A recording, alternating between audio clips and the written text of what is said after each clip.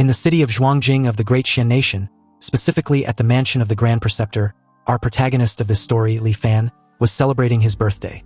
And despite his old age, his imposing demeanor and admiration from countless people, especially beautiful women, were nothing short than the endless wine he drank throughout his years.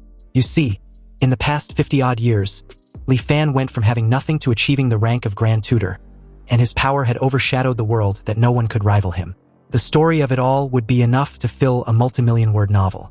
But when he remembers the time he first transmigrated to this world, he was nothing but a poor, struggling scholar. Now, looking back on his life, he felt accomplished, having achieved everything a man could ever want. Anyway, back to the birthday party. The entire top floor of the manor were filled with several dancers entertaining the guests under the influence of amazing alcohol and great music. It wasn't until one of Li Fan's subjects crashed the party with an alarming yet felicitous omen. He informed his lord, the Grand Preceptor, that the sky was ablaze with falling flames, a divine sign of an auspicious omen. Also, it looks like it was flying toward the manor. Li Fan rushed to the balcony of his manor to get a better look at what's going on, only to see, just as his subject described, flames were indeed falling from the heavens. But upon a closer look-up, it seems that two powerful figures, being the source of the flames, were actually battling it out. One of them yells the name Dao Xuanzi, telling this person not to take it too far. Everyone, including Li Fan, were absolutely stunned to see these godlike beings who hadn't even noticed their insignificant existence. But unlike the rest who were already on their knees and worshipping their magnificence, Li Fan was quick to realize the implications of the two fighting, even though he was still unable to comprehend how there were actual freaking cultivators in this world. Meanwhile, in the sky, the dark-haired cultivator Dao Xuanzi asked Ko Hong, the sturdy cultivator with a fluffy golden hair like a lion, if he seriously thought he would let him leave just because he fled to the land of immortal extinction. Dao Xuanzi then demanded for Ko Hong to hand over his cultivation method, or the fight won't end until one of them is dead. Ko Hong scoffed at such folly. It's precisely because he lacks a core formation method that he had been trapped at the foundation establishment stage for nearly 100 years. Now, his lifespan limit was approaching, and he was about to turn to dust. Having finally obtained this core formation method, how could he possibly hand it over to another? Dao Xuanzi couldn't agree more. The Golden Core Dao was a path one walks alone. And although there were many core formation methods in this world, there were far more cultivators trapped at the foundation establishment stage. And since it's come to this, with the path to longevity right in front of him, how could he possibly let Ko Hong go? Ko Hong laughed at the absurdity. They were brothers for 100 years. Yet now they draw blades on each other for a mere chance at survival. Ko Hong admits he was no match for Dao Xuanzi, and it seems he won't be escaping his fate in the current situation. However, there were so many mortals below, so he was wondering if Dao Xuanzi could withstand such a dense concentration of the immortal miasma. In reply, Dao Xuanzi just readied his sword for a devastating attack. And without a care in the world, he points the blade at his former companion. His expression suddenly turned furious as he questioned what Ko Hong was planning to do. Conjuring a giant golden dragon to counter Dao Xuanzi's purple blade, Ko Hong announced that perhaps he could find a chance to live if Dao Xuanzi was unable to handle the power of the immortal miasma. Then, moments later, the two powerful techniques clash, creating a massive explosion that lights up the entire sky, and clouding the entire city of Zhuangjing with a deafening blast that reverberated throughout every alley. Seeing a battle of that magnitude, Lin Fan and his servants are completely gobsmacked. And right as that power slams into the entire city, Li Fan, with a panicked look on his face, realizes their demise was inevitable. It took a while for the dust to settle, and amidst the rubble of his home, Li Fan eventually woke up, only to find his wife and children dead. Coughing hard, he got up to see what's left of his mansion. There were dead bodies everywhere, and from the looks of it, he might be the only survivor. The prosperous city that was once full of life was now a living nightmare of fire and blood. And as far as the eye can see, there was indeed nothing but mangled bodies and collapsed buildings. After surviving such a catastrophe, likely not even 1 in 100 of the citizens remained. Li Fan drops to his knees and took a seat amidst the wreckage, absolutely livid that he'd lost everything because of just two cultivators who suddenly appeared out of freaking nowhere. He took a deep breath, then starts laughing in despair. Seriously, how the hell can there be cultivators in this world? From the moment onwards, like an obsessed fanatic the very moment he became an official, Li Fan used the power in his hands to search for any possible trace of the immortal path. After he became the imperial tutor, standing above all others, he scoured the entire world with the aid of his men, relentlessly searching for clues. From the north to the frozen sea, the south to the great ocean, the east to the ruinous abyss, and the west to the linked mountains. In all of Great Xian Nation, there wasn't a single shred of evidence that immortals existed. Li Fan had already given up, and having grown super old, he now even wonders if those two were even real. Looking up at the sky, he wants to know where they came from and what exactly they were. Annoyed, Li Fan thinks that fate was messing with him. So he activates a power called Huanjin. Suddenly, countless glowing subtexts appeared in front of him, and at the bottom was the phrase, "When the true becomes false, the false becomes true." Subsequently, a bright light shined with a dazzling brilliance as the Huanjin system announced that charging was complete. A virtualized current scenario was initiated, and Li Fan was asked if he wants to return to the initial anchor point. You see, Huanjin was the name Li Fan gave to his unique treasure. Its function was to turn truth into illusion and reality into virtuality. It turns everything he had truly experienced into a simulated, illusory experience, allowing him to return to a set anchor point, which was the moment he first transmigrated to this world. In fact, this was already his second life since transmigrating to the Great Xian Nation. In Li Fan's first life, although he had great ambitions, he was ultimately just an ordinary person. Li Fan wanted to become a Zhuangyuan but repeatedly failed the exams. After turning 30, he finally gave up on the idea of becoming an official and started a small business. Li Fan became a common wealthy patriarch, then married, had children, and lived out an ordinary life. It wasn't until he was old and on his deathbed that he finally awakened the unique treasure, Huanjin. This was what led to his unstoppable rise in this second life. Because after the Huanjin system charges, it allows him to restart this life and return to a breakpoint to begin anew. However, Li Fan couldn't restart just yet. He still had important things to do in this life, so he gave orders to a soldier to take care of the mess in the city. He was to order the garrison camp stationed outside the city to rush to Shenzhen and maintain order in the disaster's aftermath.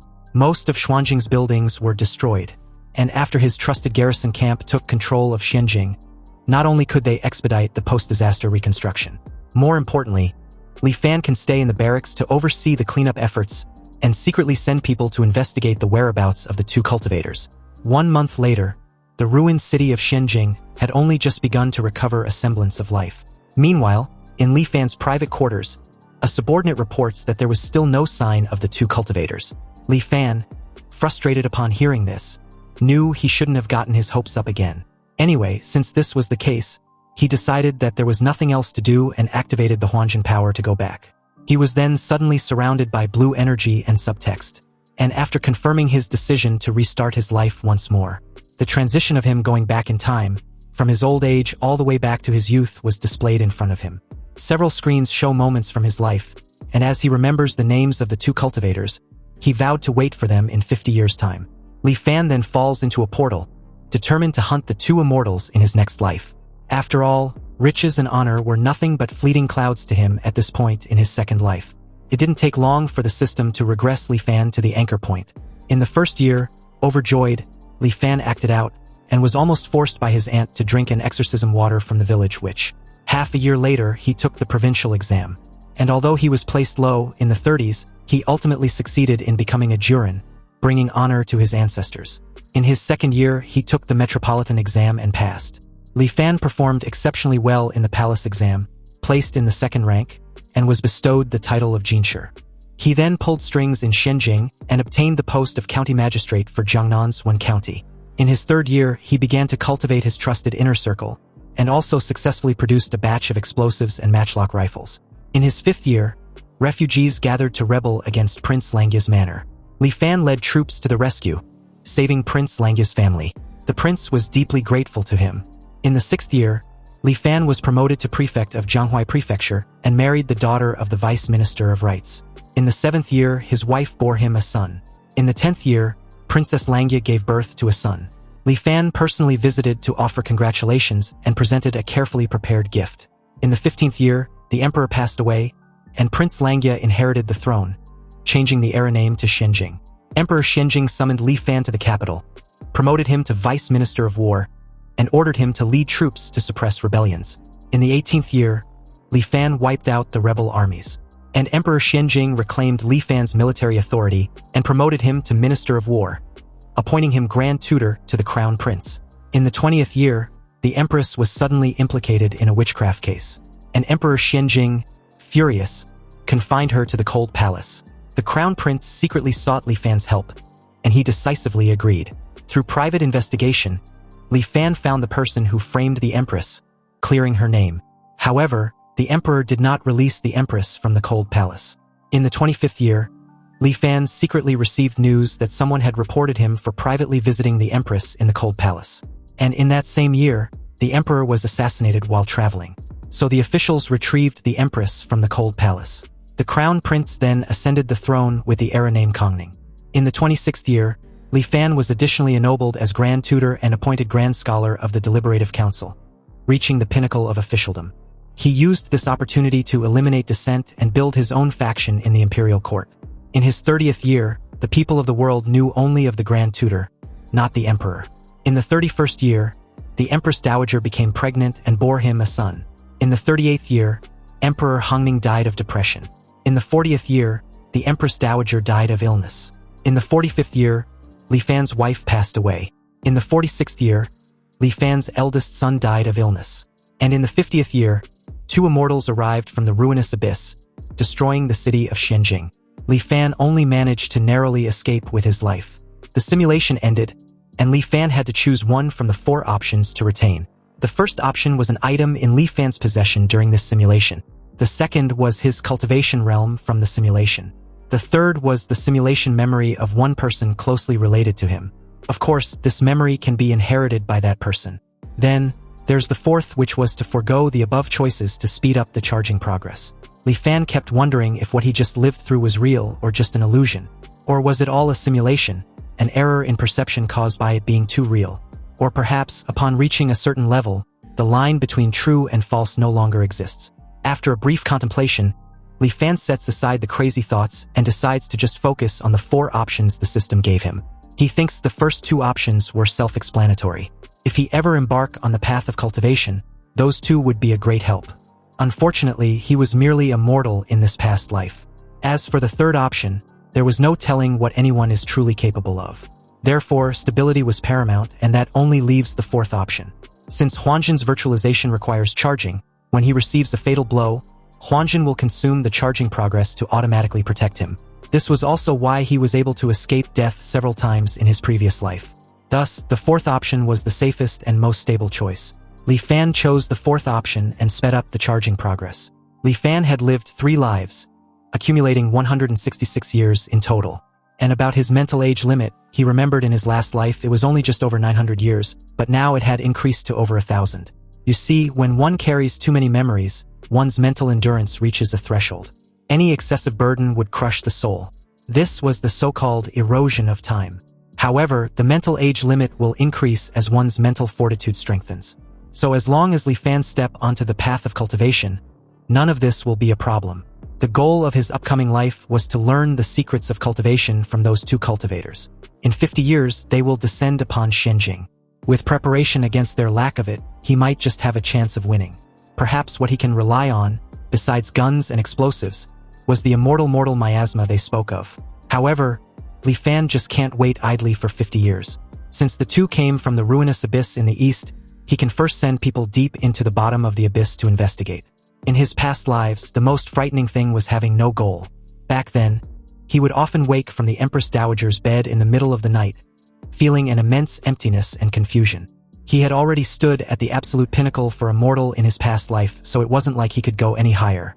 It would be the same even in another life. Power, pleasure, and the like. After repeating them so many times, they became tasteless as chewing wax. Perhaps, after some future reincarnation, he would have actively chosen to end his own life. But the appearance of those 2 cultivators showed him a brand new possibility. It was as if he was seeing a strange and alluring world beckoning to him. Li Fan wanna cultivate. He longs for a life with new adventures, and no one can stop him. With determination, he swears to cultivate the path of immortality.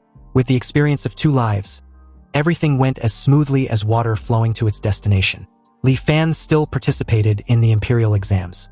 But this time, with decades of experience and power, the essays he wrote were naturally far superior to his previous lives. In the provincial exam, the metropolitan exam, and the palace exam, he was placed first in all of them, achieving the triple first and shaking the world with his fame. Afterward, he still chose to take an official post in one county. And although there was much confusion and regret in the imperial court, his request was approved. Due to his great fame, coupled with his crystal-clear understanding of the temperaments of every official in the county, Li Fan quickly brought Wen County to heel. He then began to promote and cultivate his trusted subordinates from his past life. In his 4th anchor year, he searched in secret and found someone who could act as Prince Langya's body double, cultivating him as a trusted subordinate. In his 5th anchor year, he ordered his subordinate to pose as a refugee and attack Prince Langya's manor. Li Fan feigned a rescue, but in reality, he coordinated from the inside to kill Prince Langya's entire family. And at the same time, he had the body double take the prince's place. From then on, Li Fan secretly controlled Prince Langya's manor. In his 9th anchor year, the wedding of Prince Langya and the chief grand scholar's granddaughter proceeded as scheduled. That night, Li Fan stormed the bridal chamber and had conjugal relations with Princess Langya. In the 10th anchor year, Princess Langya gave birth to a son. Of course, the child was Li Fan's. In the 15th anchor year, the emperor was finally gravely ill, and after receiving the Edict of Succession, Li Fan rushed to the capital with his trusted subordinates. After Prince Langya ascended the throne, he aggressively placed his subordinates in the imperial court. With the chief grand scholar's covert cooperation, Li Fan easily seized control of the situation. In the 20th anchor year, after helping his son become emperor, Li Fan infected himself as grand tutor, stepping out from behind the curtain to the forefront, once again wielding power over the world. After this, not only did the wheels of the great Xian nation's development not become stagnant, but they turned even faster under his will. At his grand tutor's manor in the 35th anchor year, Li Fan asks a subordinate about the fog over the ruinous abyss. He learned that it dissipates for half a day every 15 years. The hooded subordinate reports that the immortal-seeking camp was ordered to station themselves by the ruinous abyss and observe day and night. It was just a few days ago that they finally made a breakthrough. He adds that after the great fog dispersed, a faint light could be seen shining from the bottom of the abyss. So they used a telescope to observe and actually discovered an inverted landscape.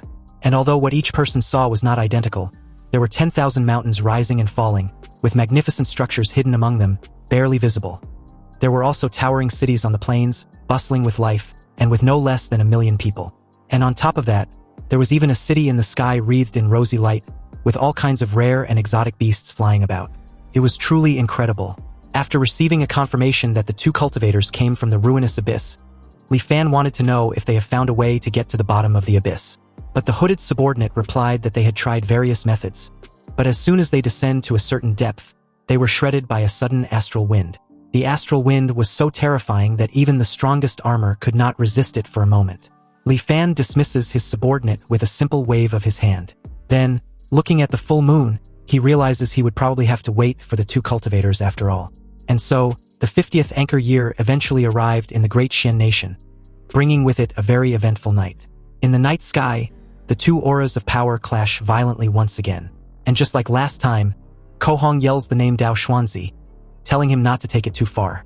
However, this time around, several fiery projectiles were suddenly shot towards the 2 in the middle of their brawl. Kohong gets ticked off and wonders who dares to launch a surprise attack on them. Below, several armed soldiers, with a coordinated effort, fired their rifles relentlessly at the 2 cultivators. However, with a simple hand gesture from Kohong, all the bullets stop in midair as he wonders what they were. And with his curiosity piqued, he used his flames to disarm and summon one of the rifles from a soldier. Incredulous, Kohong finds the weapon fascinating. After all, it was using intricate mechanical structures in place of formations, and the explosive power in place of spiritual energy. To think that after several thousand years, the mortals exiled to this land of immortal extinction could actually research such an ingenious object, Kohong was amazed, though he also thinks it's a pity. The weapon was only effective in the land of immortal extinction where the great Tao was incomplete. But outside this place, it was just a pile of useless scrap metal.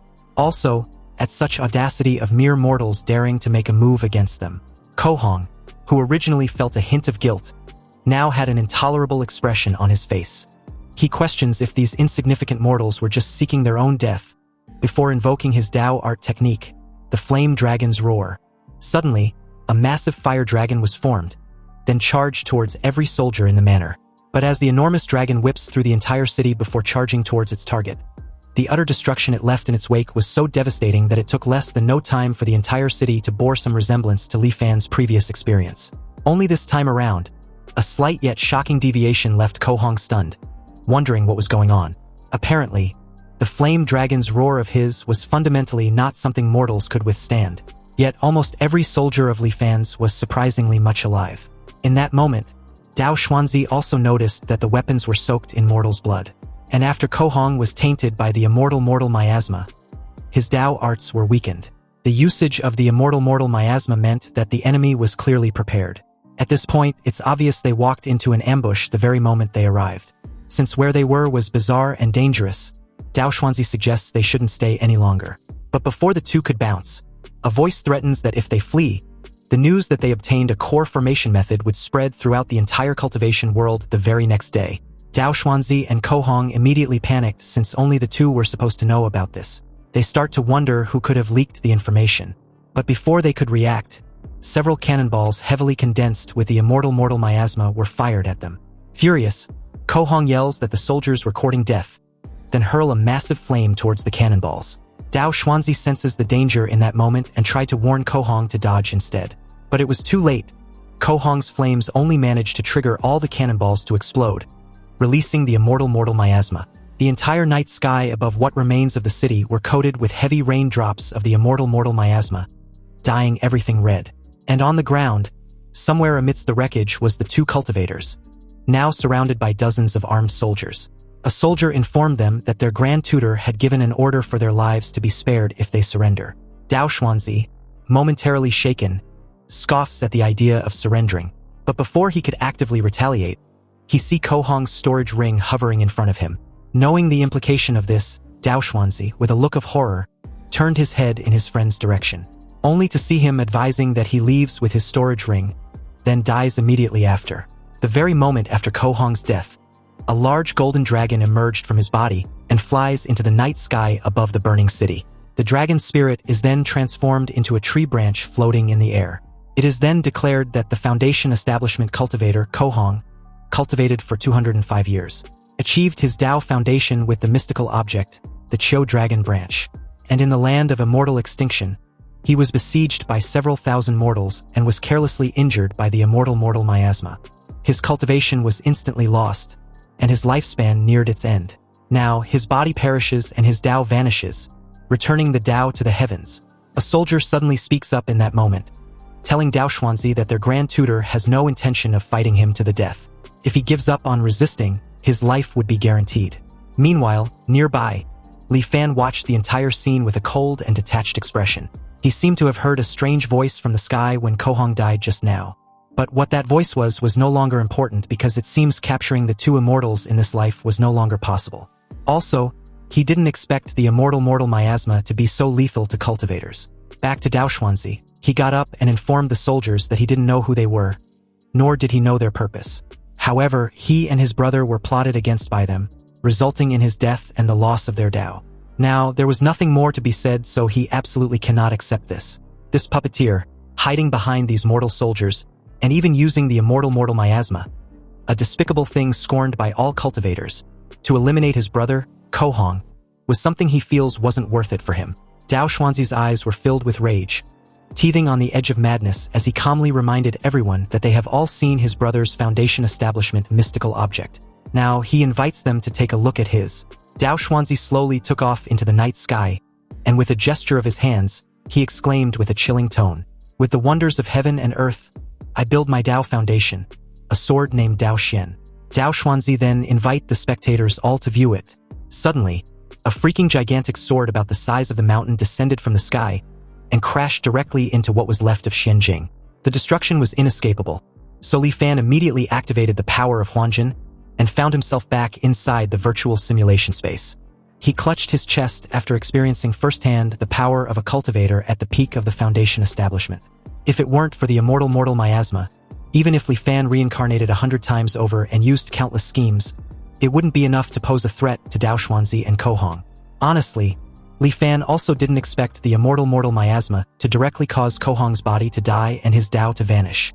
He originally thought when they called each other brother of 100 years it was just talk.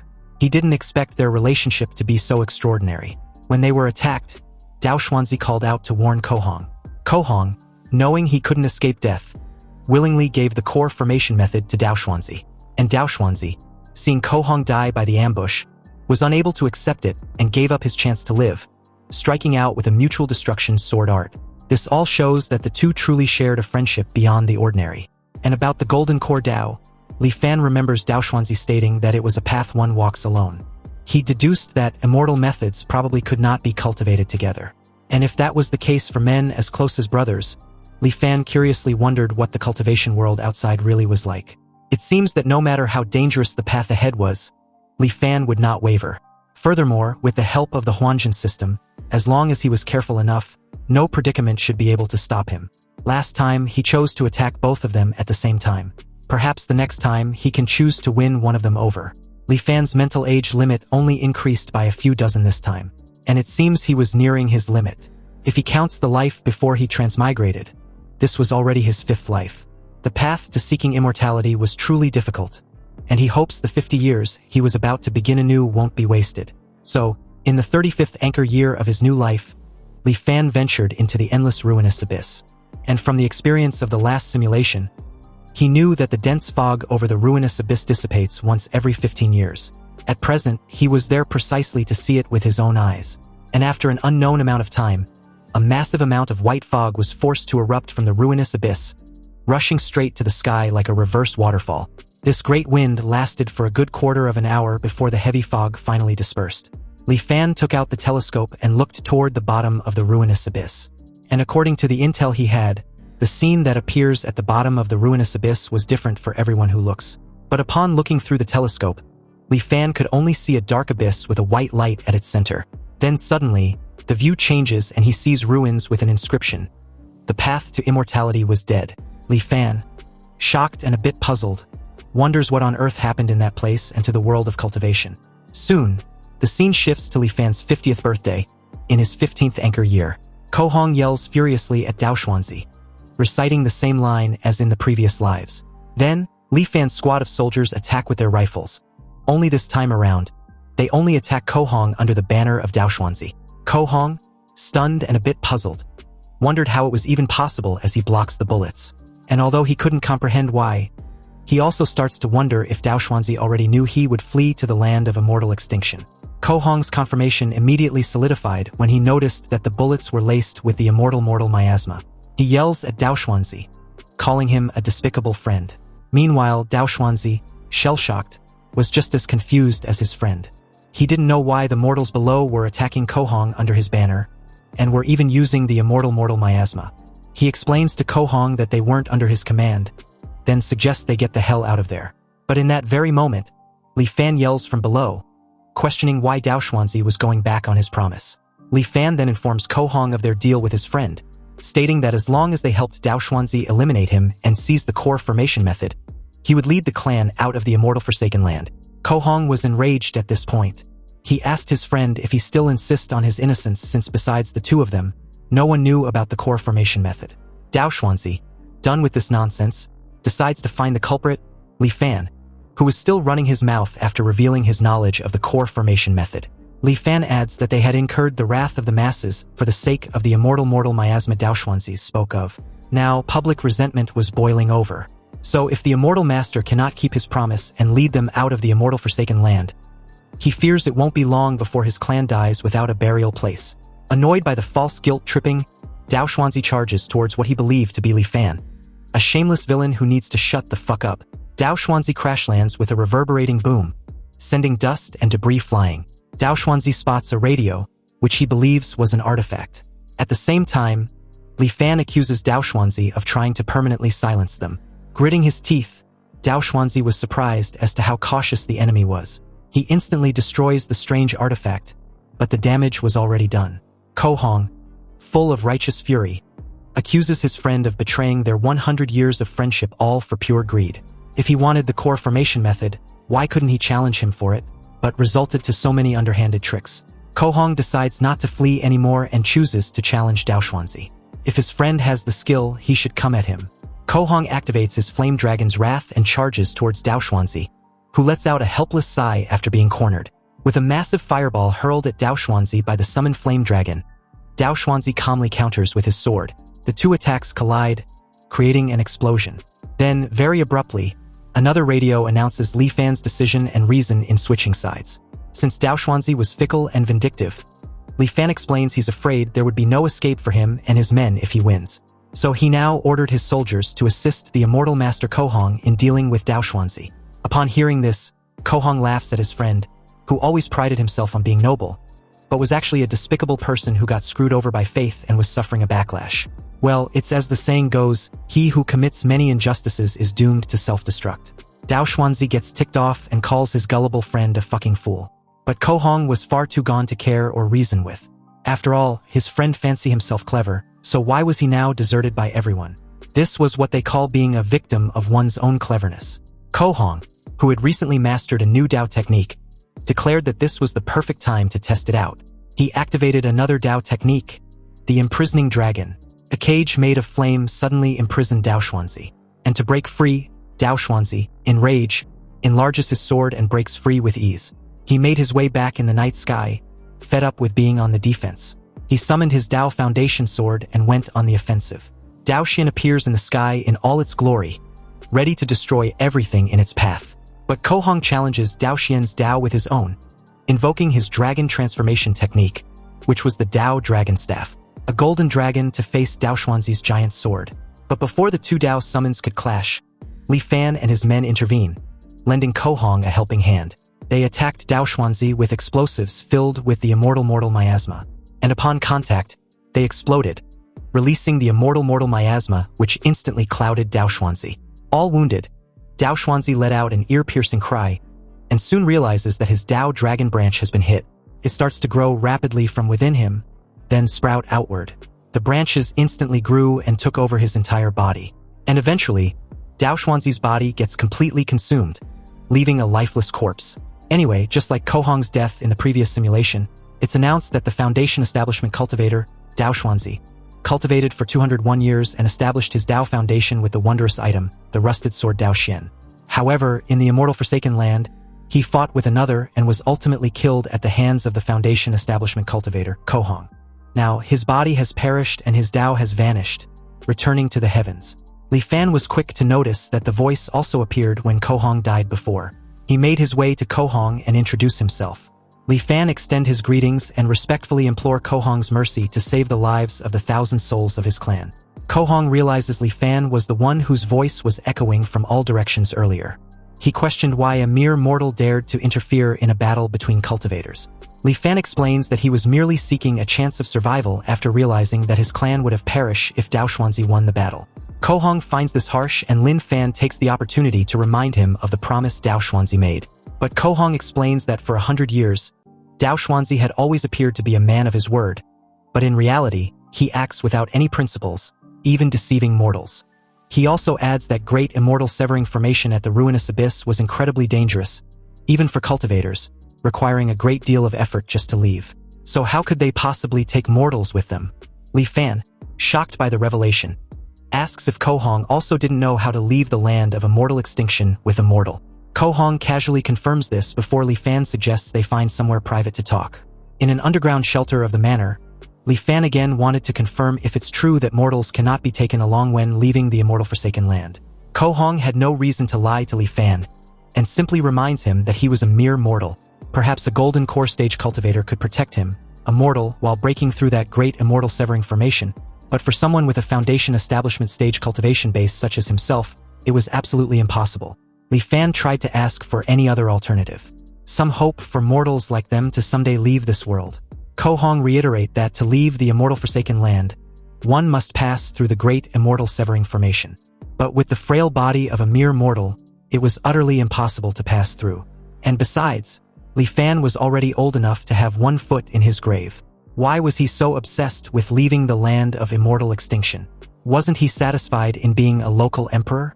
Li Fan didn't answer, but wanted to know if it was possible for his descendants to leave if they could cultivate to the Foundation Establishment realm like Kohong. Upon hearing this, Kohong laughed at the absurdity. You see, there was not a shred of spiritual energy in the land of immortal extinction, making cultivation impossible. Also, not only was it a fact that immortals and mortals were perpetually separated, but mortals in the land of immortal extinction were covered in miasma. So how could they possibly cultivate the path of immortality? Kohong then advised Li Fan to give up on this idea. For mortals like him, if they wish to cultivate, they must first go to the outside world to reconstruct their bodies and wash away the miasma. Otherwise, even if the great Tao to immortality were placed right before them, they could see it but never be able to touch it.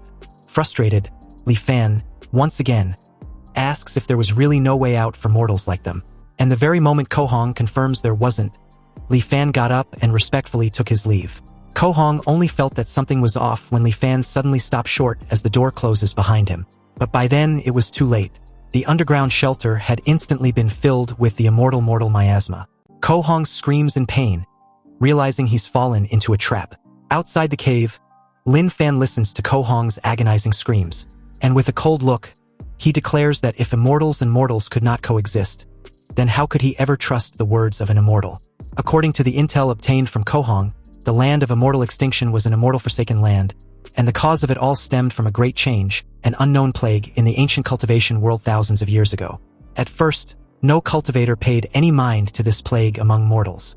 Until the first cultivator was infected by it, the plague was then strengthened and began to spread among cultivators. The vector of transmission was the very spiritual energy that cultivators relied on for survival. The plague, through the spiritual energy of heaven and earth, quickly spread throughout the entire cultivation world. For cultivators infected with this plague, a light case would mean their cultivation base would regress and their realm would fall. A severe case would mean losing their entire cultivation base overnight, becoming no different from a mortal, after which their body would perish and their Tao vanish, returning to the heavens. In their desperation, the cultivators vented their anger on the source of it all, the mortals. Thus, a large-scale campaign of slaughter began. But before long, this campaign of slaughter was forcibly halted. Not only did the plague not disappear with the death of the mortals, it seemed to have lost its restraints, spreading out along the spiritual energy that permeated the heavens and earth. This, in turn, led to the demise of even more cultivators. But waiting for death was not the cultivators' way. On one hand, a group of cultivators began to research methods to treat and resist this plague. On the other, some cultivators proposed the infamous Great Migration Plan. It involved banishing all mortals from the cultivation world to surrounding lesser worlds and shattered the grotto heavens that lacked spiritual energy. They would then use spell formations to permanently isolate them, preventing these mortals from ever returning. Originally, there were no more mortals in the cultivation world, but not all offspring of cultivators had the aptitude for immortal cultivation. So, over time, many new mortals were born into the world. Within the bodies of these mortals lingered a shadow of the plague. And because this plague had a particularly devastating effect on immortal cultivation, the descendants of mortals who wished to cultivate had to first purge the plague from their bodies. Over time, the plague became synonymous with the distinction between immortals and mortals, and so people named it the immortal mortal miasma. Legend has it that to prevent the cultivators within the immortal sex from going astray, the progenitor mortals were banished to the surrounding lesser worlds. And these places of banishment became what mortals call the immortal forsaken lands. Anyway, after a comprehensive read, Li Fan was keenly aware he didn't know how many immortal forsaken lands were there, and the number of cultivators willing to brave the immense risk to enter these places was even smaller. But to have run into two of them was already a stroke of great fortune. As a mortal, his lifespan was limited. Even if he could continuously simulate lifetimes, he was just repeating them within the confines of his lifespan. Li Fan was already 70 years old this year, and his physiological lifespan limit was 86. In the remaining 16 years, he knew the possibility of meeting another cultivator was practically zero. In that very moment, a chilling realization gripped him. Li Fan starts to wonder if he was truly destined to repeat the life of a mortal, lifetime after lifetime. Was there really no other way? Fortunately, it didn't take long for him to snap out of these downward spiral of thoughts. After waiting bitterly for nearly 300 years, how can he be resigned to this? Li Fan then paid a captured Ko Hong a visit, wanting to know how the mortals in the Great Migration arrived in the immortal forsaken land. Ko Hong, upon hearing the question, was genuinely surprised that Li Fan still hadn't given up yet. So what if he managed to get out? At 70 years old, he still want to pursue immortal cultivation? Lin Fan leaning close to Ko Hong's face and reminded him that his cultivation base was completely gone. So as of now, he was just like the rest of them. However, if he were to return to the cultivation world, he might be able to resume cultivating, right? Li Fan proposed a deal with Ko Hong. If he can help him find a way to the cultivation world, then perhaps he would take him along when the time comes. Ko Hong immediately furrowed his brow and calls Li Fan a treacherous villain, realizing the old bastard was still trying to trick him. But Li Fan just calmly retorts, stating that whether what he says happens to be the truth or a lie, it is, in the end, a glimmer of hope. So, was Kohong willing to give up this path to survival, grow old and die in this tiny confinement of his? Kohong was speechless for a moment, but after briefly thinking things over, he gave a reply with a helpless sigh. If he wasn't mistaken, what the cultivators used back then to migrate the mortals was a dharma artifact similar to flying arcs or flying shuttles. You see, in ancient times, the cultivation world was teeming with people, sects were numerous and prominent, and it was incredibly prosperous. Such transportation-type dharma artifacts were also very popular. However, it's a pity that a great cataclysm befell heaven and earth later on, and every cultivator feared for their own safety and began to act alone. So flying arcs and shuttles were rarely seen after that. Hearing of the great cataclysm in heaven and earth, Li Fan asked if Kohong was referring to the bizarre Great Plague. Kohong explains that although the immortal mortal miasma was bizarre, it couldn't shake the foundation of cultivators. The main reason the immortal mortal miasma was able to run rampant was that most of the cultivators in the world had perished in a great calamity. Apparently, the great Tao of the Golden Core, there can be only one. Though there were many core formation methods in this world, there were far more cultivators stuck in the foundation establishment stage. Realization struck Li Fan as he briefly recalls what he saw in the endless ruinous abyss. He then asked if the immortal techniques could not be cultivated by more than one person. Kohong confirms this assessment. You see, it was said that in ancient times, there was no such restriction. Back then, countless great cultivation sects opened their gates wide, accepting disciples and teaching their arts. Cultivators had the guidance of their masters and could ask for help whenever they encountered difficulties in their practice. They could also spar and exchange insights with their fellow disciples who cultivated the same methods. What a vibrant and magnificent scene the entire cultivation world was, until one day, the efficiency of cultivators' practice dropped drastically. While cultivating, they would feel a connection in their hearts, knowing exactly how many people in the entire cultivation world were cultivating the same technique at the same time. They also made a horrifying discovery. The more people who cultivated the same method simultaneously, the lower the cultivation efficiency for everyone practicing that method. Countless cultivators could not advance their cultivation base by a single inch, and as their lifespan's end drew near, they could no longer hide the killing intent in their hearts. Masters and apprentices, martial brothers and sisters of the past, all turned into mortal enemies in an instant. A calamity that swept across the entire cultivation world began. And anyone who practices the same method as another was obstructing the original's path to the Tao. So this led to a fight to the death. Even the rogue cultivators who tried to take refuge by hiding in deep mountains and secret realms could not escape, because cultivators practicing the same method could sense each other's location. Anyway, since immortal techniques cannot be cultivated by more than one person, Li Fan wanted to know just how cultivators practice at present. What was the cultivation world like as of now? Kohong lets out a heavy sigh and replied that as at present in the cultivation world, if one wants to cultivate, there were no more than a few choices. One was to join the Myriad Immortals Alliance. The Myriad Immortals Alliance was a loose coalition formed by numerous cultivators. One can exchange for cultivation methods and resources within the alliance using contribution points.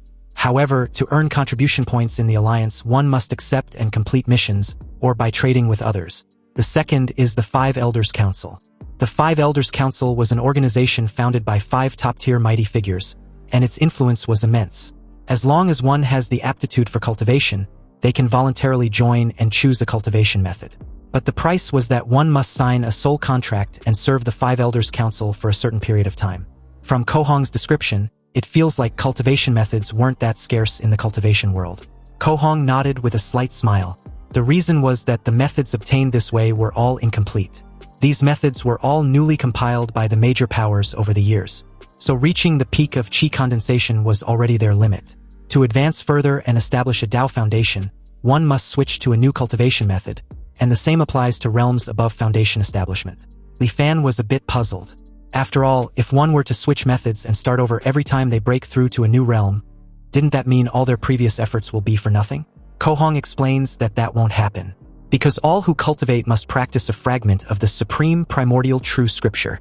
This scripture was not a cultivation method, but more of a secret technique. Its function was to allow a cultivator to willingly disperse their realm without significant loss. After dispersing their cultivation to switch to another method, they can quickly catch up to their original realm. A bit shaken, Li Fan was also amazed that such a miraculous method exists. It was as if this fragment appeared at such a convenient time, since only in this way could the many cultivators of the world be made to accept constantly changing their cultivation methods. Kohong could only sigh once again. Li Fan was right, but what else could be done about it? A true method was hard to come by, and his friend, Dao Xuanzi, died without ever knowing the real reason why he snatched the method and ran. It wasn't just because it was a core formation method, but because it was a true method that could lead directly to the nascent soul realm. Next, after Kohong introduced Li Fan to some common knowledge of the cultivation world, such as how a cultivator's demise can trigger celestial phenomena within a certain range, he finally returned to the main topic. He once heard a rumor that for thousands of years, mortals from the immortal Forsaken Lands have been secretly returning to the cultivation world.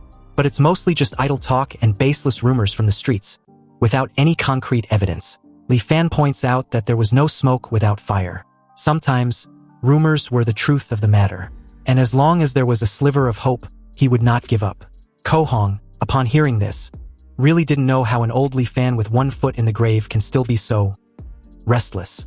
Of course, Li Fan couldn't reveal his secret, and can only assure Kohong that as long as he helps him find the way to the cultivation world, not only will he release him and let him return with him, but he would also return all of Kohong's and Dao Xuanzi's belongings to him, including that nascent soul true method. Shocked as hell, Kohong asked if Li Fan was really serious, and after receiving a confirmation reply, he immediately agreed to help. He vowed to do his utmost to help Li Fan. So, with Kohong's help, Li Fan collected historical books and records from all over the world, striving to find clues about the Great Migration era from the scattered fragments of ancient records. And at the same time, he mobilized the army to excavate ancient tombs on a massive scale, trying to find any trace or clue. Although this caused the people's grievances to boil over and officials submitted memorials to admonish him daily, he forcibly suppressed them all. But unfortunately, too much time has passed since the Great Migration era, and the lifespan he had left in this world was far too short. 16 years later, Li Fan exited the underground secret chamber, knowing full well his end in this simulation was near, yet hadn't found jack shit. His now frail body was like a candle flickering in the wind that could be extinguished at any moment. But before this life ends, he needed to first confirm the items within Kohong's storage ring.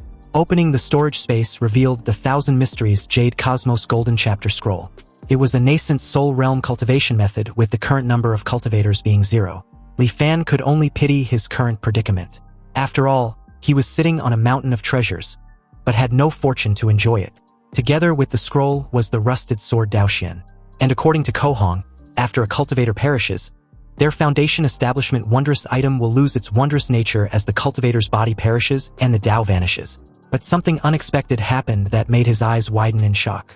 Apparently, his Huanjin system suddenly discovered the rusted sword Daoxian in his possession and classified it as a rechargeable item, although its current status was damaged. The system then asked if Li Fan wants to proceed with recharge. The moment Li Fan decisively chose yes, the anchor charge progress began with the current anchor points being at 1.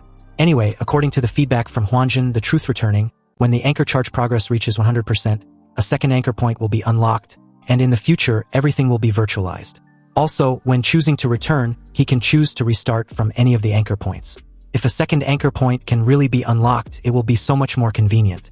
And although wondrous items were rare, the cultivation world was boundlessly vast, so there must be an endless stream of them.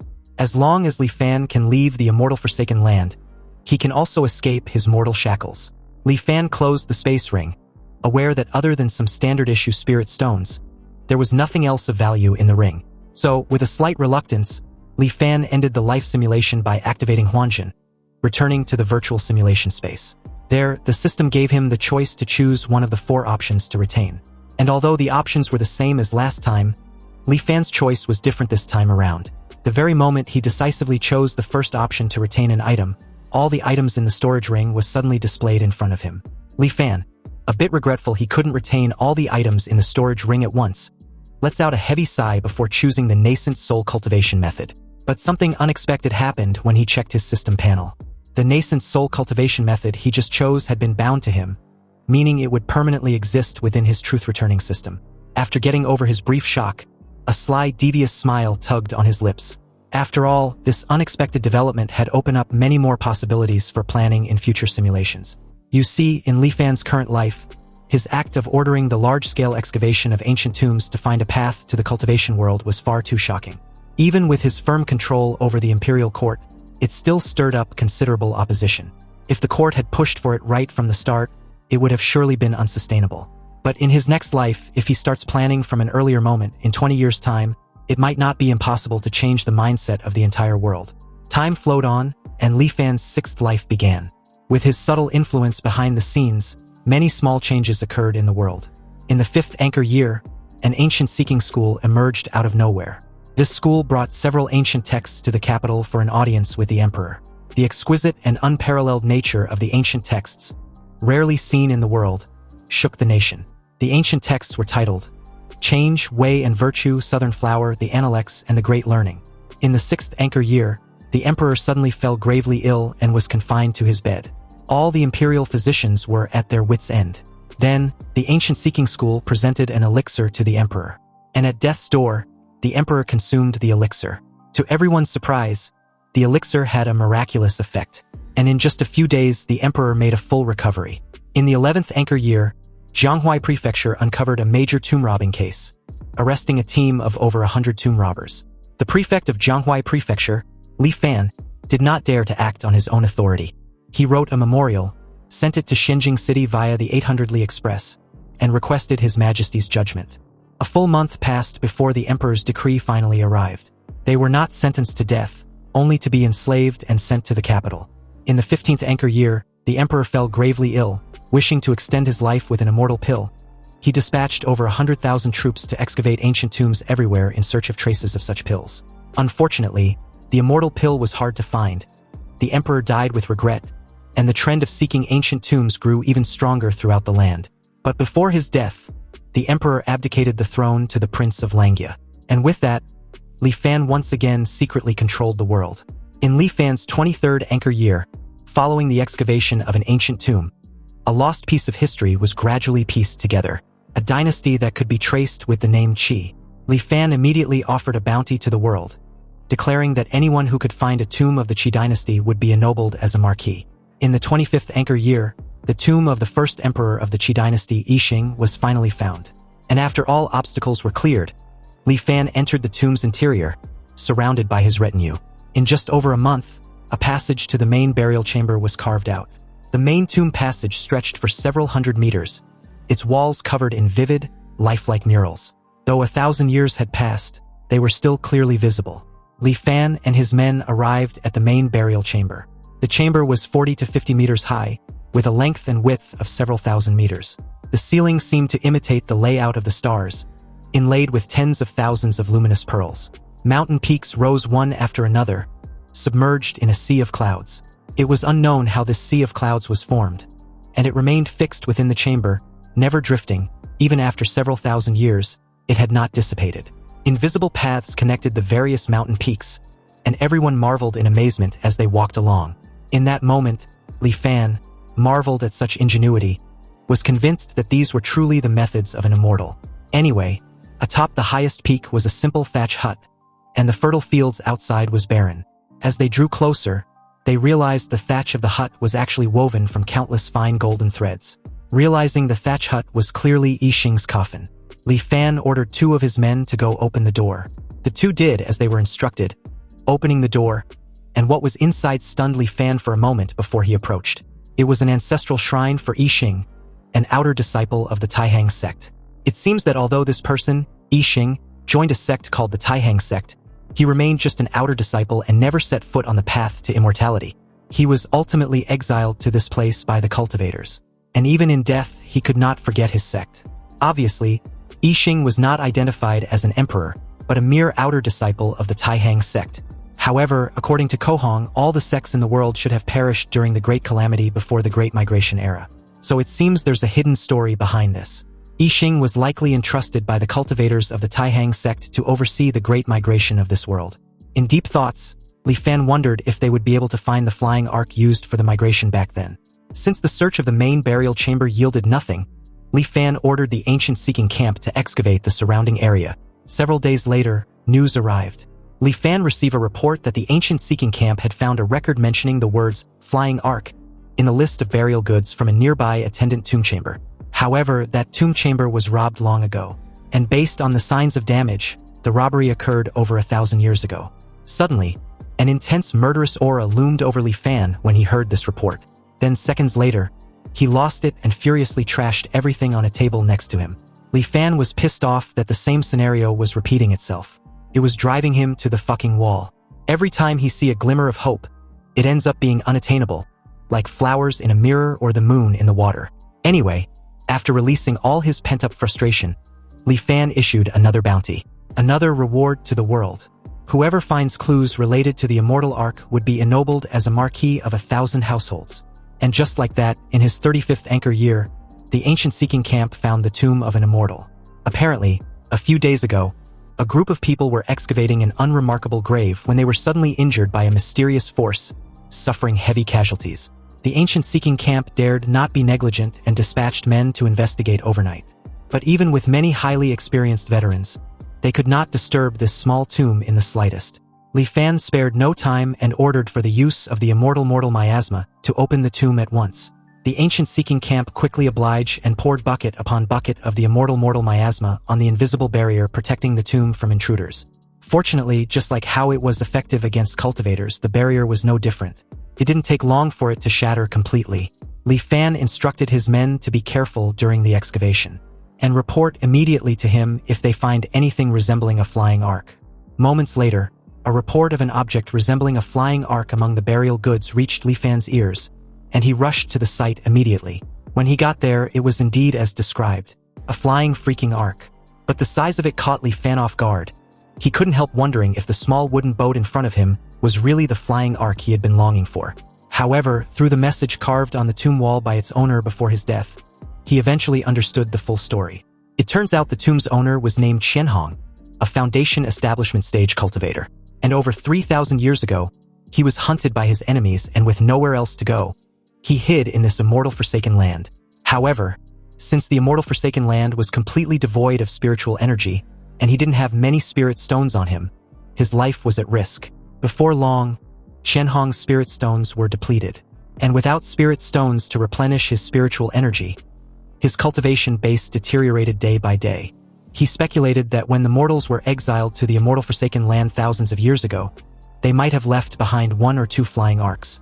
So he investigated far and wide, spending decades before finally finding the tomb of Yixing. There was indeed a flying arc in the tomb, but to Qian Hong's despair, the core power spell formation inside the arc was already damaged. Furthermore, he didn't know the art of artifact refinement, so he couldn't repair it. At that point, Qian Hong finally gave up on the idea of leaving the immortal forsaken land. Qian Hong left his final words on the tomb wall, telling the person from a later generation who may encounter his tomb. If this person sweeps his grave, he may take one of the 4 items from the cultivation world as his thanks for what was left. Anyway, with the protection of the spell formation outside the tomb, it wasn't surprising Qian Hong was so certain that a cultivator would be the one to arrive. Anyway, in that moment, the Huanjin system notified Li Fan of a wondrous item of heaven and earth, a halting stellar fragment. Li Fan was astonished that he had actually found one, believing it to be the mysterious item guarding the tomb. Unfortunately, the truth returning wasn't reacting to it at all.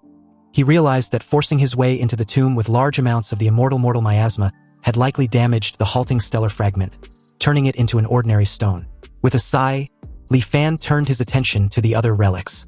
He found a lesser truth-returning vastness Qi condensation stage cultivation method and a cloud water record foundation establishment method, both with their current cultivators being one.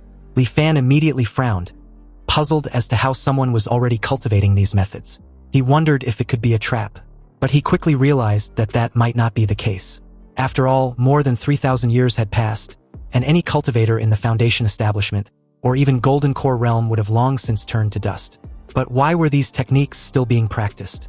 In that moment, a sudden realization struck him. It might be that these methods had a master copy. After the Great Calamity, many cultivation methods were preserved and compiled by major powers like the Myriad Immortals Alliance and the 5 Elders Council. When the management of these major powers sees a method that no one was cultivating, they bring it out again for people to redeem. In other words, over the past 3,000 years, who knows how many owners these 2 methods had passed through. Dropping the scrolls back in frustration, Li Fan muttered bitterly that everything in this world was corrupt. Then, with an immense satisfaction that practically left him shaken with excitement, Li Fan picked the 3rd item, the Taihang Arc, and after changing hands countless times for thousands of years, the Taihang Arc was now in his possession, and along with it, his wish finally being fulfilled after centuries of waiting. Though the Taihang Arc was damaged, Li Fan wasn't concerned the slightest. Qian Hong had failed to repair it, and Li Fan knew he couldn't fix it either. but there was someone who could. So, as the scene shifts to Li Fan's 50th anchor year, the familiar scene on that fateful night unfolded once again. And this time around, before Ko Hong and Dao Xuanzi could finish their verbal exchange, Li Fan interrupted the two, questioning if a mere core formation method was truly worth fighting to death over. Of course, both Ko Hong and Dao Xuanzi couldn't help wondering which insolent mortal dared to speak so arrogantly. Li Fan stepped forward calmly and invited them down for a proper chat. After a moment's hesitation, the two descended and joined Li Fan's party in silence. Li Fan laughed lightly, telling the two that long ago, his ancestor had spoken a prophecy on his deathbed for his future generation that two people would come from the east of the abyssal ruins and set foot in the capital, marking the chance for their clan to finally escape the immortal Forsaken Land. And for thousands of years, his clan had been skeptical. But to have it proven correct calls for a grand toast. Curious, Ko Hong asked for Li Fan's name, and upon reply, Dao Xuanzi, with his eyes narrowed slightly, repeated Li Fan's words with disbelief. He asked if Li Fan's ancestor had truly foreseen their arrival thousands of years ago, and what exactly he meant by an opportunity to escape. Li Fan's expression shifted, growing sharp and almost displeased. He asked if they doubted him. Ko Hong frowned and said the matter sounded too fantastical. They had roamed the cultivation world for centuries, and yet not once heard of anyone capable of deducing events thousands of years ahead. Li Fan then asked if they had ever heard of the Taiyan sect. At once, Ko Hong's eyes widened in shock. He asked if Li Fan meant the very sect that had once been renowned throughout the ancient world for its mastery of the arts of deduction. Li Fan lets out a heavy sigh and told the two to relax. He explained that his ancestor had indeed been a member of the Taiyan sect. However, unlike others, his ancestor had little interest in cultivation itself.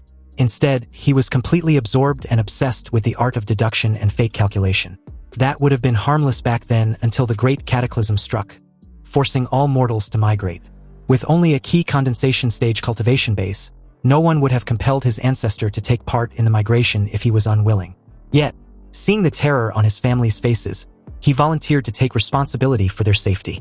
Afterwards, he chose to remain in this immortal Forsaken Land with his family. Dao Xuanzi listened quietly and finally asked why Li Fan had chosen to stop their fight. Li Fan answered that no cultivator had stepped into this immortal Forsaken Land for thousands of years. He knew at once that they were the very people his ancestor had prophesied, the key to his clan's escape. But when he saw them about to kill each other over a mere core formation method, he had no choice but to intervene. Dao Xuanzi sighed and nodded slightly in understanding, adding that Li Fan must have found them laughable. But he might not understand how scarce cultivation methods were in the outside world. It was quite normal for cultivators to turn on one another and fight to the death over a single scroll. Li Fan let out a weary sigh and asked if things truly had to come to that. Dao Xuanzi looked at him curiously, sensing something in his tone. But before he could speak further, Li Fan raised his hand and said that before his own son passed away, he inherited a cultivation method that led directly to the Golden Core realm. The two cultivators were shocked. Ko Hong exclaimed that such a method was remarkable. If Dao Xuanzi could obtain it, there would be no need for them to fight anymore. Dao Xuanzi then asked what Li Fan sought in return. Li Fan replied that his ancestor's lifelong wish had been simple, to return to the Taihang sect. And before his death, aside from the cultivation method, he also passed down a Dharma artifact known as the Taihang Arkansas. Though damaged, his ancestor had once used the Taihang art of deduction to foresee that many years later, two cultivators would appear, one skilled in swordsmanship, the other in artifact refinement. Together, they would help his descendants repair the Taihang Ark and finally escape this immortal Forsaken Land. Amazed, Dao Xuanzi exclaimed that the Taihang art of deduction was incredible. His brother Ko Hong was devoted in the art of artifact refinement, and his specialty was precisely sword technique. Ko Hong was in awe with Li Fan's ancestor. After all, to have such unfathomable power with only a Qi condensation stage cultivation base was extremely hard to even imagine. Li Fan dismissed the praise without his evidence as simple talk, so he invited them to see the method first. But before the two could follow, Dao Xuanzi gave his friend a murderous look, reminding him that he already possessed a core formation method. So was he still not satisfied? Ko Hong, suddenly nervous as hell, agreed not to follow and sat back in his seat, whereas Dao Xuanzi followed eagerly, unaware of Li Fan's cold and calculating expression. Li Fan led Dao Xuanzi to the underground chamber. But at the entrance, Dao Xuanzi halted in his tracks very abruptly when he noticed the lingering immortal miasma. Li Fan, upon seeing Dao Xuanzi's fear and hesitation, explained that one can't be too careful. They were mortals after all, and to protect their family's greatest treasure, they had no choice. Li Fan entered alone and came back shortly after holding the cultivation method. At the entrance, he asked Dao Xuanzi to inspect the cultivation method left by his ancestor. Upon seeing the Thousand Mysteries Jade Cosmos Golden Chapter, Dao Xuanzi was completely gobsmacked when he noticed that it was a nascent soul method. Li Fan acknowledged that everything was unfolding exactly as he had predicted. He confessed that earlier, in front of Kohong, he had described his ancestors' inheritance only as a core formation method because he feared provoking malicious thoughts. Dao Xuanzi respectfully praised Li Fan for his sharp mind. He promised Li Fan to rest assured. His friend, Kohong, was an expert in artifact refinement, and he would be persuaded to help repair the Taihang Ark with all his might. Li Fan laughed and stated that he would be counting on Dao Xuanzi. Once the Ark was repaired, he would present the nascent soul method to him personally. Later, Dao Xuanzi informed Kohong telepathically that Li Fan's claim was true. He had seen the ancestral core formation method with his own eyes. Kohong's expression darkened. He vowed to seize the method by force. The moment Kohong suggested that they take the method by force, Dao Xuanzi quickly refused. He reminded his friend that although Li Fan was a mere mortal, he was still a descendant of the Taiyan sect, and their art of deduction was terrifying. If they acted rashly, there was no telling what hidden tricks Li Fan might have up his sleeve. Repairing the Taihang Ark was not a difficult task, so there was no need to invite unnecessary trouble. Dao Xuanzi also considered that if Li Fan were pushed too far, he might reveal that the cultivation method was actually a nascent soul technique, a revelation that would attract disaster. The next day, Li Fan personally handed the Taihang Ark to them for repairs. Kohong examined it with admiration, saying that as expected of an artifact from the Taihang sect, its refinement and the profundity of its spell formations far surpassed anything he had studied. Repairing it would undoubtedly advance his own mastery of artifact refinement. Li Fan told them to proceed freely and assured them that whatever materials they required, he would provide. Cultivation knew no concept of time. What seemed like a small wooden boat took Kohong and his companion nearly an entire year to restore. When Li Fan heard that the repairs were complete, he rushed to see them. Kohong explained that the Taihang Ark's core power formation, the size-changing formation, along with its dust cleansing and several auxiliary formations, had been fully repaired. However, the defensive and offensive formations could only be partially restored due to material limitations. It would be able to break through the great immortal severing formation, but facing the attack of a cultivator would still be difficult. Li Fan told them that this was of no concern. As long as he could escape the great immortal severing formation and return to the cultivation world with his ancestor's relic, he would find a way to rejoin the Taihang sect. Kohong then described the Ark's properties. It was powered by spirit energy and controlled through divine sense. It could transform between three sizes: a compact form about 10 meters long and 2 to 3 meters wide, a medium form roughly 100 meters long, and a fully expanded form that stretched 1,000 meters in length. Though their spirit stone reserves were limited, the energy already stored would be enough for Li Fan to leave in the Ark's second form. Smiling, Kohong asked whether Li Fan, being a mortal, needed their help as a pilot, only to be stunned as the small wooden boat suddenly transformed into a miniature flying ship before their eyes. Kohong was astonished, remarking that Li Fan's methods were truly extraordinary if he could control the Taihang Ark despite lacking cultivation. Li Fan laughed lightly, calling it a minor trick unworthy of praise. He expressed sincere gratitude to the two cultivators, saying that after being trapped for 1,000 years there was finally hope of escape, all thanks to their help. Dao Xuanzi then asked about the promised cultivation method. Li Fan smiled faintly and gestured for them to follow, saying that everything had long been prepared and that he would personally lead them to retrieve it. 3 days later, Kohong and Dao Xuanzi, who had obtained the cultivation method, came to bid Li Fan farewell. Dao Xuanzi explained that they had exhausted most of their spirit stones.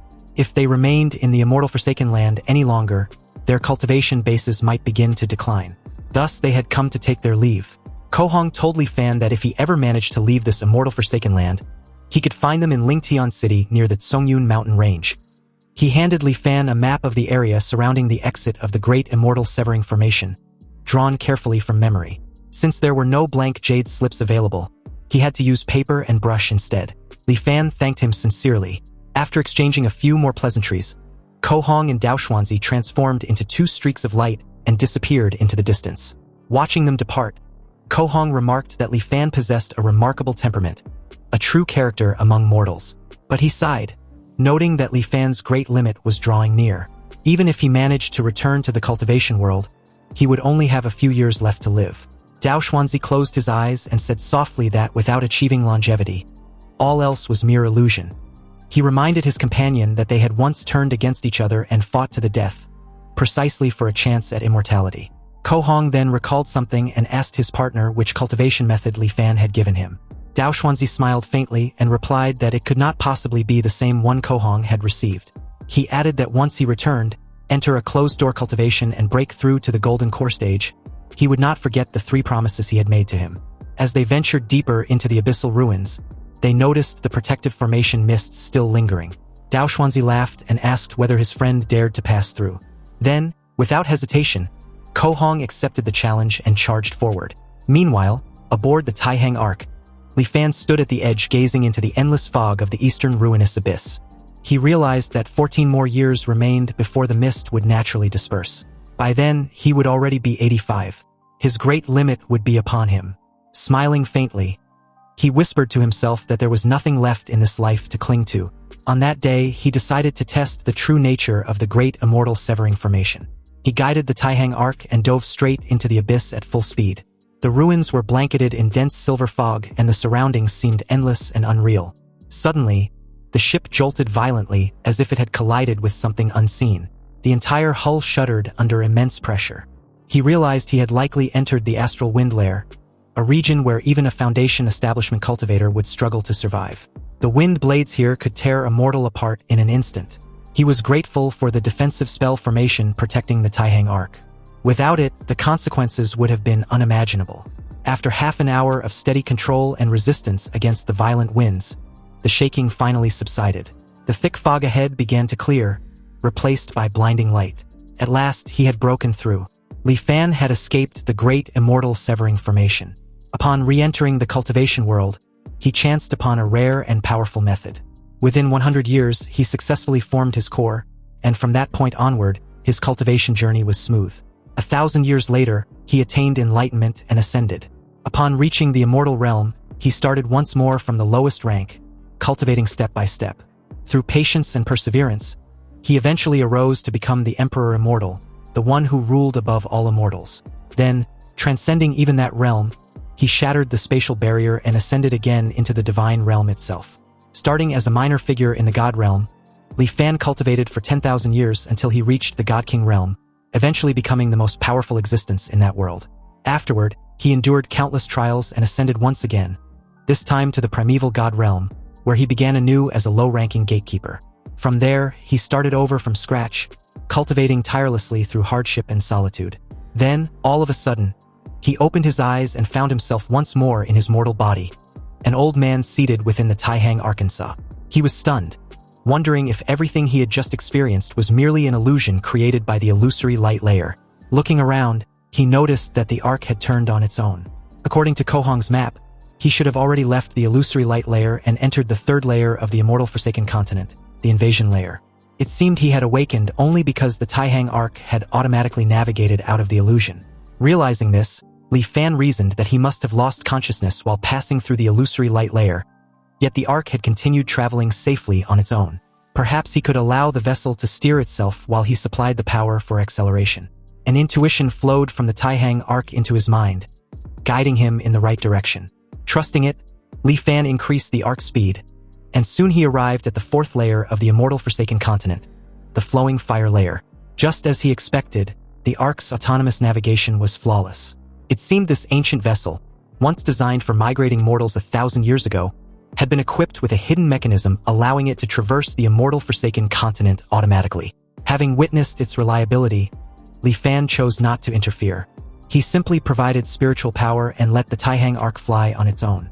It passed safely through one treacherous region after another, the flowing fire profound ice layer, the thunderstorm layer, and others each perilous. Yet the Ark always managed to avoid disaster by the narrowest margin. After a long and tense journey, he reached the final region, the darkness layer. According to Ko Hong, this layer was not particularly dangerous, merely an endless void of darkness. Yet Li Fan could not help feeling anxious. Once he passed through, the exit to the cultivation world would finally be before him, 6 lifetimes of reincarnation leading to this single moment. Suddenly, a colossal creature emerged from the darkness, a monstrous mouth as vast as a mountain, opening wide to swallow him whole. Just before it struck, Li Fan shouted to the dark void, truth returning, activating Huanjin. In that instant, a mechanical voice echoed in his mind, informing him that the simulation had ended. Eyes wide in horror, Li Fan nearly lost his shit, wondering what the hell that terrifying being was. Ko Hong and Dao Xuanzi had both passed through the great immortal severing formation safely without encountering such creature. He wondered if it was some sort of guardian that appeared only to mortals. It seemed the best course was to wait for the dense fog to disperse and for light to appear at the bottom of the abyssal ruins before attempting the journey again. Though he had failed at the final moment, the insights he had gained from this life far exceeded his expectations. Without hesitation, after choosing to retain the Taihong arc, he began once more, embarking on his 7th life. In the 4th anchor year, Li Fan led his most trusted subordinates to the sealed tomb of Chanhong. This time he came prepared. Using a special spray infused with immortal miasma, he slowly corroded the ancient defenses. Bit by bit, the protective power of the halting steel fragment weakened until it could no longer pierce through his armor. Moments later, the system discovered a rechargeable item, the halting steel fragment. Although damaged, it asked if Li Fan would like to recharge. Without hesitation, Li Fan accepted. Though the fragment had sustained some damage, the anchor charge progress increased by 25%. He calculated that if he could repeat this process 3 more times, he would unlock the 2nd anchor point. The remaining relics within the tomb no longer held any value to him. After ordering his men to reseal the burial site, he quietly departed. In the 5th anchor year, curiosity once again overcame caution. Despite his previous resolve to wait, he could not resist returning to the eastern abyssal ruins. This time he told himself he would only take a look and not descend. Yet as he approached, he noticed that the dense mist beginning to clear away. He stood there in silence, his heart pounding. At that moment, he thought that if he were to pilot the Taihang arc now, he could likely travel smoothly all the way to the immortal realm. He had already waited this long. Must he truly wait another 15 years? His expression hardened. So what if the Huanjin system wasn't fully charged? How could he ever reach the great Tao if he continued to act so timidly? Though anxiety crept into his chest, he steadied his resolve. He had already tested this path once in his previous life. As long as he avoids that unknown creature lurking in the darkness layer, he believed he could finally escape this immortal forsaken place. Just then, a dazzling golden light shined from the abyss ruins, and along with it, something deeply unsettling. As the golden light dissipates, the inscription, "The Path of Immortality was dead," appeared once more. Li Fan, finally back to his senses, wondered what just happened. Moments earlier, countless voices in his head were luring him into the abyssal ruins. If not for the light from the bottom of the abyssal ruins piercing through the great immortal severing formation, he would have been torn into pieces. Anyway, 15 years later, in his 20th anchor year, the truth returning finally finished charging. And with this confidence boost, Li Fan once again returned to the abyssal ruins. He piloted the Taihang arc and reached the thunderstorm layer without any major incident. He stopped just above the darkness layer. Suddenly, a strong wind began to blow, and the frenzied thunderstorm, affected by this strange wind, started to weaken. Specks of light emerged from the darkness, and Li Fan used this precious light to search for the terrifying monster lurking in the dark. Unfortunately, he found nothing. Seeing that the light was about to disappear, he no longer hesitated and piloted the Taihang arc at full speed, racing towards the bottom of the abyssal ruins. Then, out of nowhere, the monstrous mouth suddenly opened wide once again to swallow him whole. But this only proved his speculation to be correct. This behemoth holds great malice towards mortals. Perhaps its mission is to devour any mortal who comes near that place. Li Fan gritted his teeth and changed course, piloting the Taihang arc upward. He narrowly escaped the jaws of death, quite literally, and made his way back to the frenzied thunderstorm layer, close at the edge of the darkness layer, only to realize that the monster had stopped chasing. The behemoth stopped right at the edge of the darkness layer, granting Li Fan the perfect opportunity to use the light from the thunderstorm layer to see what it really looks like. And oh boy, was it freaking enormous. It looked like a whale, only 1,000,000 times bigger. Li Fan wondered what the actual hell was that thing. This terrifying behemoth was so freakishly huge that the Taihang arc should be nothing but a speck of dust in front of its eyes. Yet every time he passed through the dark void, it manages to find him. Even though Li Fan was a bit disheartened, he clenched his teeth in frustration and could only try other methods. Fortunately, he had plenty of chances to do just that. And just like that, over the next 15 years, Li Fan tried to force his way through the darkness layer countless times. But during this time, The time it took for the giant whale to find him after he entered the darkness layer greatly decreased. So, left with no choice, he could only return in defeat after a brief struggle with the giant whale. In his 35th anchor year, at the edge of the thunderstorm layer, Li Fan noticed that only on the day the white mist recedes does the giant whale seem to be delayed by something, discovering him only after a while. With this extra bit of time, he believed perhaps he could fly to the bottom of the abyssal ruins. This time, he decided to go all out and charge straight through at the fastest possible speed to cross the darkness layer before the giant whale could react. He managed to plunge through for the longest time and even saw an illusory scene which appeared below, getting closer and closer. But the giant whale's terrifying cry rang out once again, and along with it, its freakishly wide-opened mouth. Then it was too late. Activating the Huanjin system, he was informed that the simulation had ended. Returning to the virtual simulation space, Li Fan forgo the selection and accelerate the charging progress. He noticed that the upper limit of his psychological age didn't increase. It seems he had already reached the limit, so it wasn't increasing anymore. With a determined look, he lets out a heavy sigh, already aware that he had 748 years to squander. On his 8th lifetime, in the 4th anchor year, he opened Shenhong's tomb once more and accepted the recharged prompt. With his anchor charge progress now at 51% and the current anchor points still at 1, Li Fan took solace that at least his 8th lifetime wasn't a complete waste. In the 5th anchor year, the day the white mist receded, the void transformation charge progress was already close to 90%.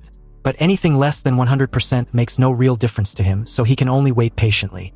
In the 20th anchor year, Li Fan tried and failed. In the 35th anchor year, he tried again and failed miserable again. However, these attempts weren't completely useless.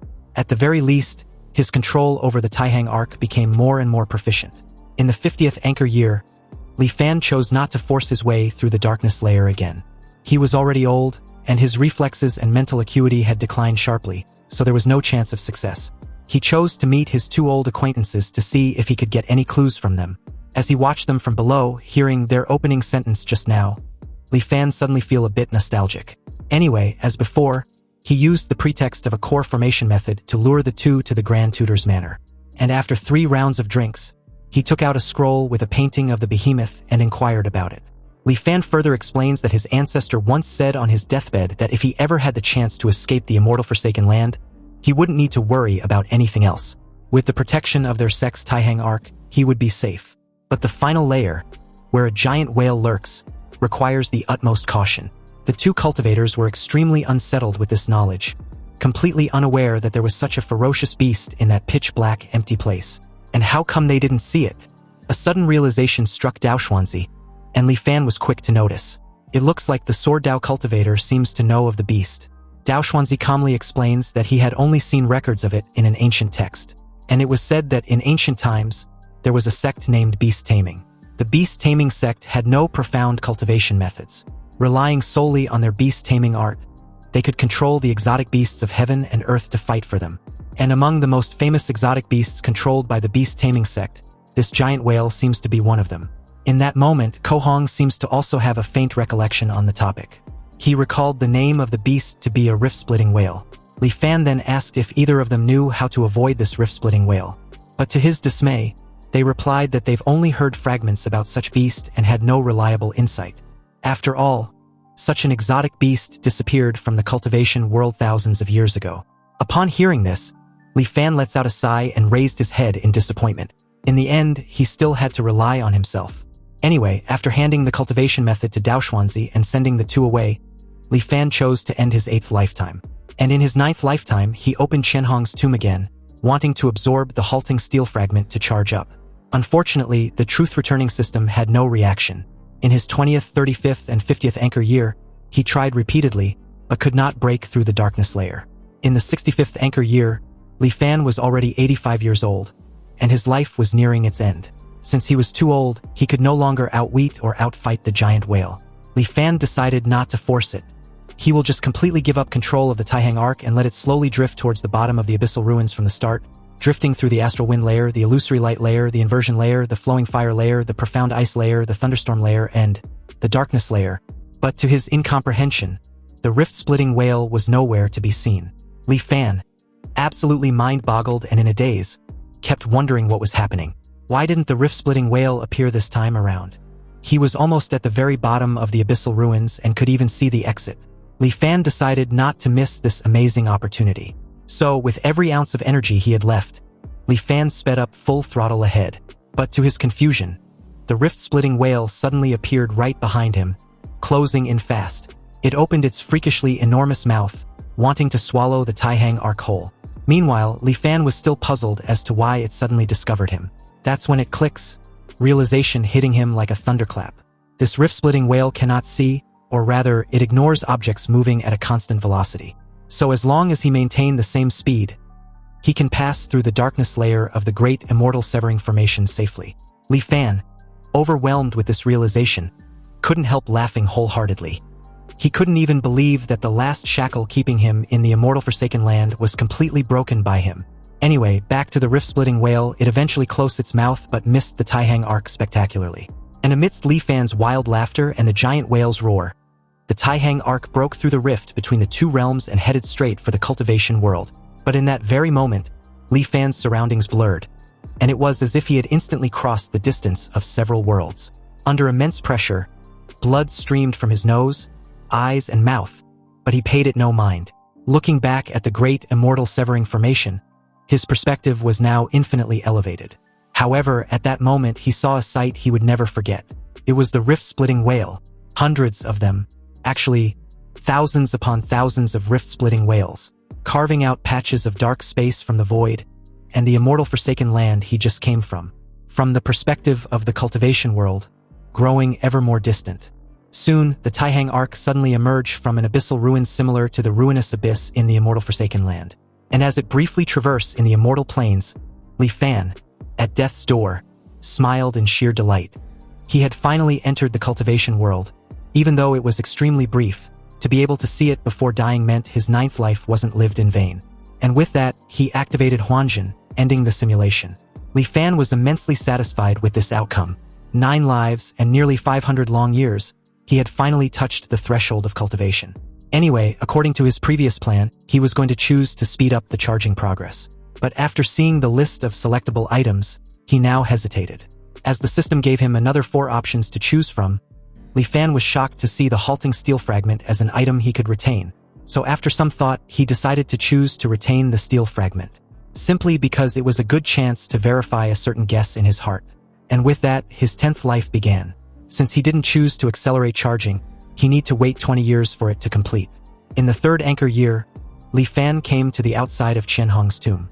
He didn't choose to use the immortal miasma to break into the tomb, but instead directly took out the halting steel fragment from the Huanjin system. After this steel fragment brought from his previous life appeared in the world, a wondrous change occurred. It actually began to slowly dissipate, like a block of ice under the scorching sun. And the formation generated by the halting steel fragment inside Qianhong's tomb clearly grew much stronger. This was just as Li Fan thought. Mystical objects of heaven and earth possess uniqueness, and 2 identical mystical objects should not exist in the world. Yet with the Huanjin system's ability, he created an identical one from thin air. The consequence was that the 2 mystical objects spontaneously merged, ultimately becoming one. Afterward, Li Fan ordered his subordinates to use the immortal miasma spray to break into the tomb. It took a considerable effort to slowly wear down its power. Entering Qianhong's tomb, the halting steel fragment's appearance hadn't changed much. It just looked slightly less damaged, and it seems the Huanjin system still can't absorb it. And from the looks of it, the halting steel fragment needs to be repaired more completely before it has new energy for Huanjin to absorb. Li Fan then stored this strengthened version of the halting steel fragment in the Taihang boat, as part of his belongings for the future trip to the cultivation world. In the 20th anchor year, the Huanjin system was nearing its charging completion. So Li Fan ruthlessly investigated and purged a batch of corrupt officials and powerful landlords, taking all the gold, silver, and jewels their families had accumulated over generations. This was because he would still have to deal with mortals after arriving in the cultivation world. So gold, silver, and other valuables must be prepared in advance. Besides money, food was also essential. But grain was the foundation of the nation, and besides, he was asking for far too much at once.